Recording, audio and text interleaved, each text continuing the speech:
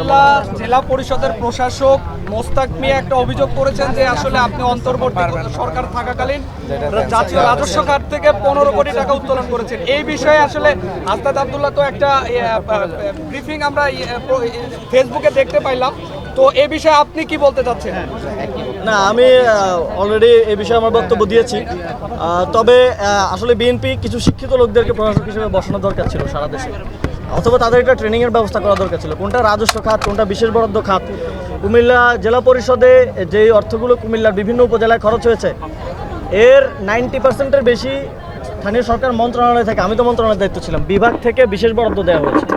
তো এই বিশেষ বরাদ্দ খাত আর রাজস্ব খাত তো এক না। এটা যদি ওনারা গোলায় ফেলেন তাহলে ওনাদের ওইখানে বসার আসলে কোনো যোগ্যতাই নাই।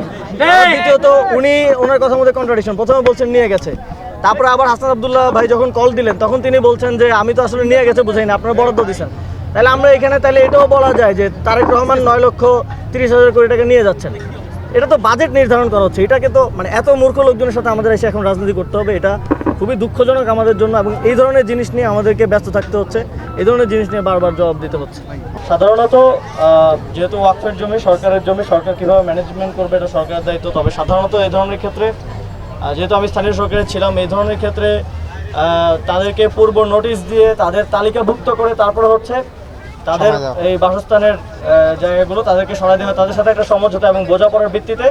এবং পরবর্তীতে যখন এখানে আবাসন প্রকল্প হবে তখন তাদেরকে ওই তালিকা অনুযায়ী প্রয়োজনের ভিত্তিতে তাদেরকে সেখানে বাসা বরাদ্দ দেওয়া হয়ে থাকে। আপনারা দেখবেন যে আমরা অনেক সময় এটা বাংলাদেশে একটা পুরাতন প্র্যাকটিস হয়ে গেছে।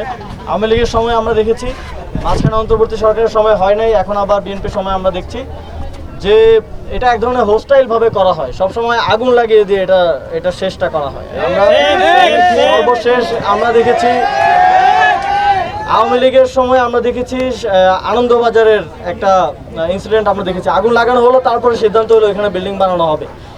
তো সেখানে যারা দোকানদার যারা ব্যবসা করে তাদের সাথে আলোচনার ভিত্তিতেও করা যেত। তো এখানে যখন আমরা এখানকার বাসিন্দাদের সাথে কথা বললাম যারা ক্ষতিগ্রস্ত হয়েছেন, তাদের কথা হচ্ছে ভাই আমাদেরকে 2 দিন আগে নোটিশ দিতেন, আমরা আমাদের জিনিসপত্র আসবাবপত্র সরাই নিতাম, তারপরে ভাঙচুরটা করতেন। আর আমাদেরকে খোঁজ নেন যে আমাদের কার কি পারিবারিক অবস্থা, যাদের আর্থিক অবস্থা খারাপ তাদের তালিকা নিয়ে এখানে আবাসন প্রকল্প করে তাদেরকে এখানে থাকার ব্যবস্থা করে দেন, সাধারণভাবে যেভাবে হয়। এবং ঢাকায় বিভিন্ন জায়গায় এভাবে পুনর্বাসনগুলো হয়েছে এবং পুনর্বাসনের মাধ্যমে কিন্তু উচ্ছেদটা করা হয় এবং এটাই নিয়ম এবং প্র্যাকটিস।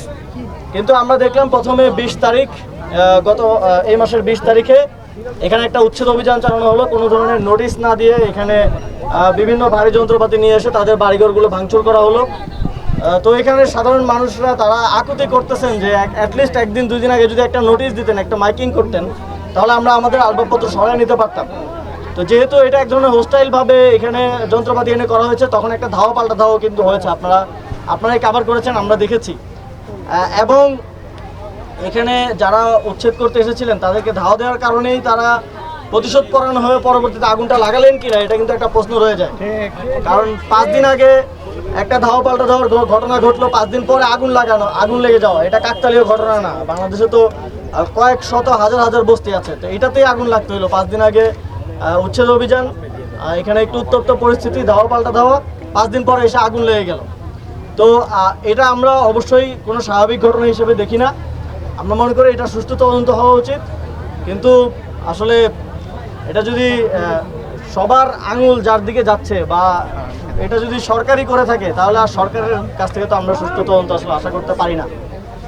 তো আমরা দেখেছি যে কোনো নতুন সরকার আসলেই বা রাজনৈতিক সরকারের এটা একটা ইয়ে থাকে যে এই যে বিভিন্ন বস্তি সরকারি খাস জমিগুলো দখল করা এবং সেগুলো দখল করার জন্য পরিকল্পিতভাবে এই জায়গাগুলোতে আগুন ধরানো, সংঘর্ষ তৈরি করা এবং পরবর্তীতে আগুন ধরানোর পরে একটা লেজিটিমেসি উৎপাদন করে এটাকে দখলে নিয়ে তারপরে হয় এটা রাজনৈতিক কাজে ব্যবহার করা অথবা এটা আবাসন প্রকল্প করে বিভিন্নভাবে। আমরা তো দেখি যে সরকারের যে আবাসন প্রকল্পগুলো হয় সেগুলোতে যারা উপকারভোগী তাদেরকে সেই আবাসন প্রকল্পে উঠানোর ক্ষেত্রেও টাকা দিতে হয়। আমি যখন দায়িত্বে ছিলাম তখন আপনারা জানেন যে আমাদের দলিত হরিজনরা যারা আবর্জনার পরিষ্কারের কাজ করে থাকেন, হাজারীবাগে তারা থাকেন, তাদের 5টা বিল্ডিংয়ে আমি তাদেরকে উঠিয়েছি, একজনের থেকে 1 টাকাও কারো থেকে নেওয়া হয় নাই। একটা ভবনের উঠানোর কাজটা শেষ করা যায় নাই। তো এখন আমরা শুনতেছি যে সেখানে তাদের থেকে মানে পরিবার প্রতি 3 লাখ টাকা করে দাবি করা হচ্ছে। অথচ ওই ফ্ল্যাটটা তারা পান, ওই ফ্ল্যাটটা তাদের জন্যই করা হয়েছে সরকারি টাকা, তাহলে 3 লাখ টাকা তারা কেন দিবেন, কাকে দিবেন? তো এইভাবে আবাসন প্রকল্পগুলো করে এখান থেকে এক ধরনের রাজনৈতিক ফাইন্যান্সিয়াল ইকোসিস্টেম তৈরি করা হয়। তো আমরা চাই এই যে এখানে আগুন লাগার ঘটনা, এটা সুষ্ঠু তদন্ত হোক এবং খুব সুষ্ঠুভাবে এখানে যারা থেকে আসছেন দীর্ঘদিন ধরে, যাদের আর্থিক এবং সামাজিক অবস্থা খারাপ, তাদেরকে তালিকাভুক্ত করার মাধ্যমে তাদেরকে পরবর্তীতে এখানে আবাসন প্রকল্প হলে তাদেরকে পরবর্তীতে এখানে ফ্ল্যাট দেওয়া হবে। এই নিশ্চয়তার মাধ্যমে এখানে এই জায়গাটাকে আবার পুনরায় ইয়ে করা হোক, সরকার দায়িত্ব নিয়ে এই জায়গাটাকে পুনরায় আবার ডেভেলপ করুক এবং তাদের পুনর্বাসনের একটা ব্যবস্থা করুক। পুনর্বাসন ছাড়া, এটাকে এক ধরনের পুনর্বাসন ছাড়া যদি এই জায়গাটা উচ্ছেদ করা হয়, তাহলে আমরা মনে করবো এটা রাজনৈতিকভাবে দখল করা হচ্ছে। আমরা এটা অনেক সময় দেখেছি, অনেক জায়গায় এইভাবে রাজনৈতিক দখল করা হয়, দখল করে আবার নতুন করে বস্তি করা হয় বা কিছু একটা করা হয়।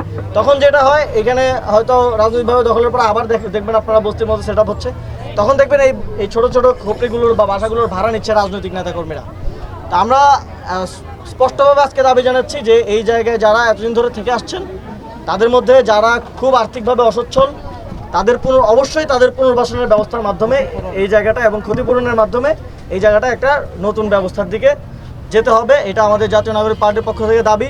এবং সামনে যেহেতু স্থানীয় সরকার নির্বাচন আছে, আমরা যদি সুযোগ পাই, এখানে আমাদের ঢাকা উত্তর সিটি কর্পোরেশনের মেয়র প্রার্থী আছেন, আমি ঢাকা দক্ষিণ সিটি কর্পোরেশনের মেয়র প্রার্থী। আমরা যদি সুযোগ পাই তাহলে অবশ্যই এই ধরনের ঢাকা শহরে আরও যত খাস জমিতে বস্তি এবং এই ধরনের সমাজের যারা হচ্ছে সুবিধাবঞ্চিত শ্রেণীর মানুষজন থাকেন, তাদের পুনর্বাসনের মাধ্যমে আমরা এই জায়গাগুলোর ব্যবস্থা গ্রহণ করব। কোনো ধরনের আগুন সন্ত্রাসের মধ্য দিয়ে বা হামলা করে নোটিশ ছাড়া ভাঙচুরের মধ্য দিয়ে আমরা এগুলো রাজনৈতিকভাবে দখল আমরা নিজেরাও করবো না এবং কাউকে করতেও দিব না। আপনাদের সকলকে ধন্যবাদ এই রোদের মধ্যে আপনারা এখানে এসেছেন। আমরা আজকে আমাদের এখানকার যারা ক্ষতিগ্রস্ত আছেন তাদেরকে তো আমরা কোনো ক্ষতিপূরণ দেওয়ার মতো সামর্থ্য আমাদের নাই, কিন্তু তাদের সাথে ঈদের আনন্দ ভাগাভাগি করার জন্য আমরা আজকে কিছু খাবারের আয়োজন তাদের জন্য করেছি। আপনাদের জন্য যদি কোনো প্রশ্ন থাকে তাহলে করতে পারেন। একটা প্রশ্ন ছিল।